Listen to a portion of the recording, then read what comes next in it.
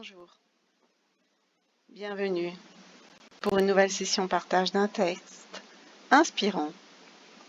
Aujourd'hui, la tranquillité de l'âme, Sénèque. Éviter l'agitation stérile. La première chose à éviter ensuite, c'est de dépenser notre effort ou sur des objets inutiles ou d'une manière inutile.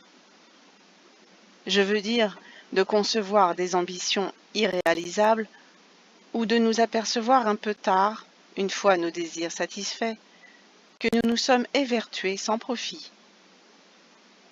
Autrement dit, évitons d'une part les efforts stériles et sans résultat, et d'autre part les résultats disproportionnés à l'effort. Car il est presque fatal que notre humeur s'assombrisse, soit après un insuccès, soit après un succès dont nous avons à rougir. Il faut s'interdire l'agitation déréglée à laquelle se livrent la plupart des hommes, qu'on voit se précipiter tour à tour chez les particuliers, au théâtre, sur les places publiques. Leur manie de se mêler des affaires d'autrui leur donne l'air de déborder d'activité. Demande à l'un d'eux, quand il sort de chez lui, « Où vas-tu? Quel est ton dessein ?» Il te répondra, « Ma foi, je n'en sais rien, mais je verrai du monde.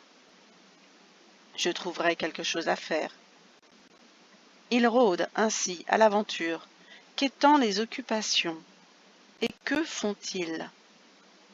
Non pas ce qu'ils ont résolu de faire, mais ce que le hasard des rencontres leur offre. Leurs courses absurdes et vaines font penser aux allées et venues des fourmis le long des arbres, lorsqu'elles grimpent jusqu'en haut du tronc et redescendent jusqu'en bas pour rien. Que de gens mènent une existence analogue, qu'on appellerait justement une paresse agitée. En voici qui courent comme un incendie. On aurait pitié d'eux à les voir bousculer les passants, culbuter, faire culbuter les autres. Et cependant, où courent-ils? Saluer quelques personnages qui ne leur rendra pas leur salut? Suivre le convoi funèbre de quelqu'un qu'ils ne connaissaient pas? Assister au procès de quelques professionnels de la chicane? Aux fiançailles de quelques professionnels de l'hyménée? Ou escorter une litière que de temps à autre ils portent eux-mêmes? Lorsqu'ensuite ils rentrent chez eux, recrus d'une inutile fatigue, ils protestent qu'ils ne savent pas eux-mêmes pourquoi ils sont sortis, ni où ils sont allés. Et le lendemain, ils recommenceront la même série de courses désordonnées. Que tout effort ait donc un but précis, soit approprié à un résultat. Ce n'est pas une activité véritable qui anime ces affairés. Ils ne se démènent, à l'instar des fous, que pour des chimères. Car les fous ont, eux aussi, toujours quelque espérance qui les excite.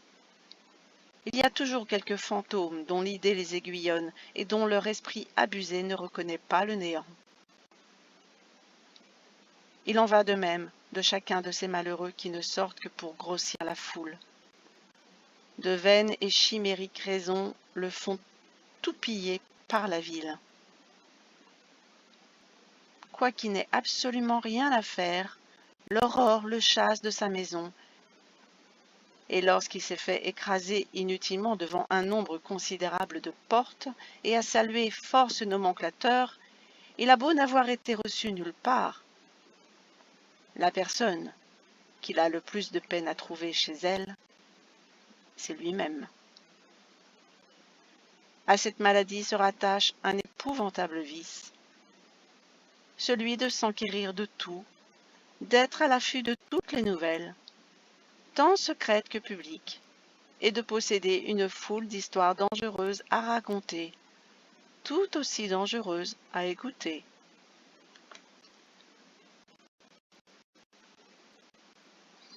Voici pour ce texte.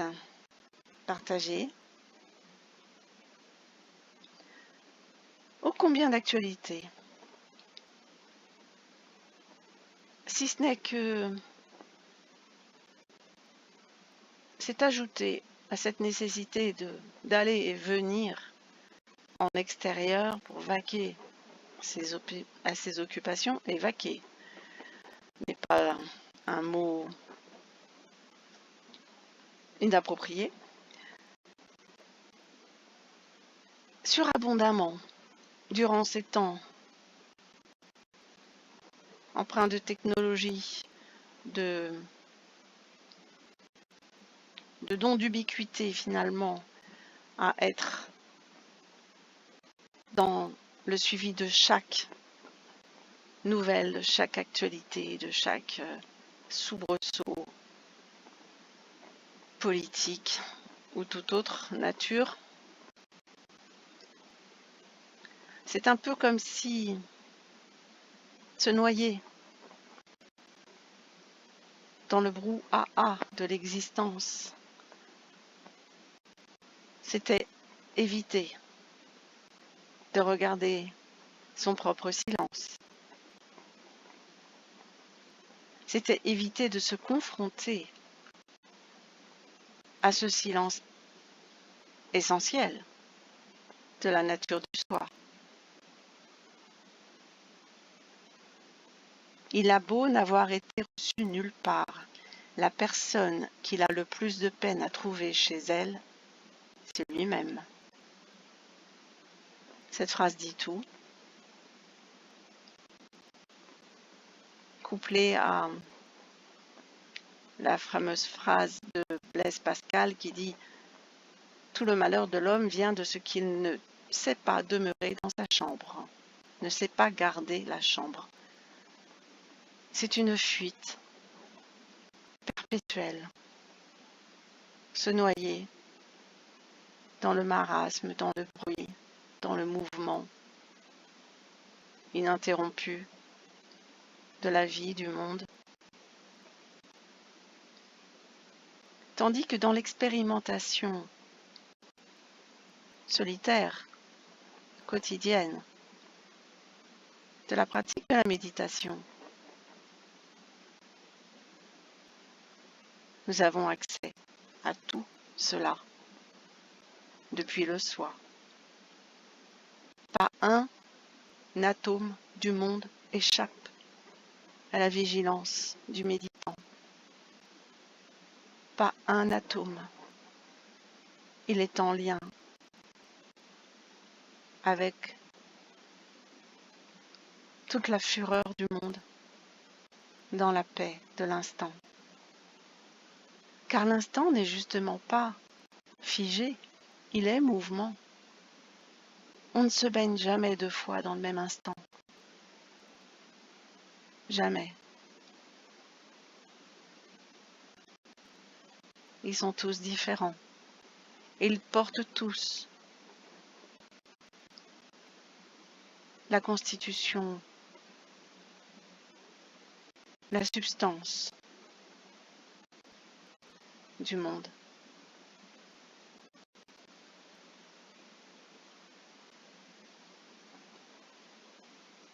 La méditation, c'est le monde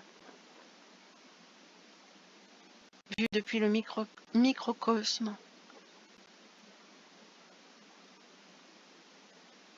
du soi avec un petit s, en lien avec le macrocosme du soi avec un grand S.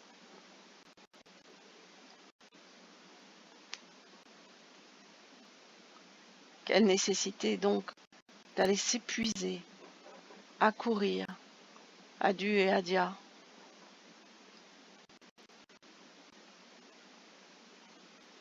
après des chimères, des fariboles. Tandis que tout ce qui advient est dans l'instant. Et c'est la peur de se confronter à ce tout qui fait que l'on est poussé à l'extérieur, aller chercher le rien.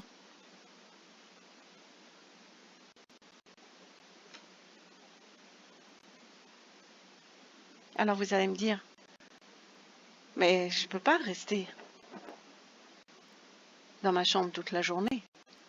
Oui, mais éviter l'agitation stérile peut déjà être un point de départ. Éviter l'agitation stérile. Ce dont on a déjà conscience que la démarche ne sera pas vertueuse, dans le sens où elle apportera plus de contraintes, plus de luttes, plus de conflits intérieurs ou extérieurs que de bien-être. Voilà peut-être l'agitation stérile, le choix de ces combats.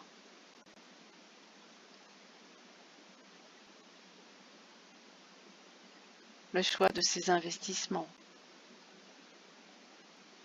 le choix de l'utilisation de la temporalité dont nous disposons ici bas.